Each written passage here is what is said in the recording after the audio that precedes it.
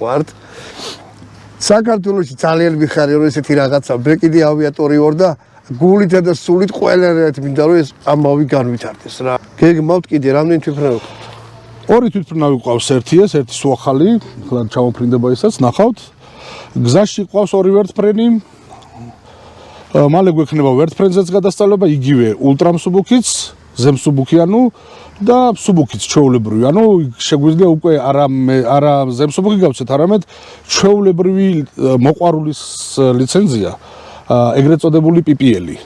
თუ იმას რამეს ეუბნება ეს აბრევიატურა.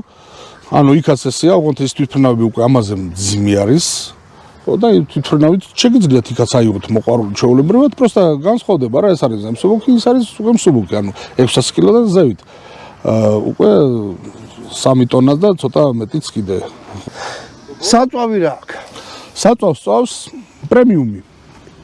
A95. ჩვეულებრივი პრემიუმი. ბენზინი უნდა აიღო, ჩაასხა. პრემიუმი. ბაკი რამხელა?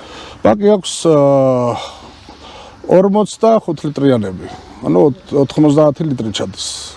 და რამდენი საათი ფრენს 90 ლიტრი? 5 საათი უწერია საექსპლუატაციო საქმეძღვანელოდან. ესე იგი ერთი ბაკი ბათუმში მივიღოს მომიყვა. კი. რას გადავაგდე ბათუმზე, ბათუმი ყოველთვის ახმეტაში ვართ. ხო და კიდე რა უნდა ვთქვა, სიმაღლე ფრენის? სიმაღლე 3000-ზე ადის თავისუფლად ჩვეულებრივად, მაგრამ მეტი ზევით ასვლა არ არის უკვე მიზანშეწონილი, ხო კარგად იცისთვისაც. სისხლში კავიტაცია და ჟანგბადის უკმარისობის ზონა. კაბინა არ არის გერმენტული. კრეისერული სიჩქარე? კრეისერული სიჩქარე 120 კმ/სთ. ხო რა და იმის ხარჯზე რომ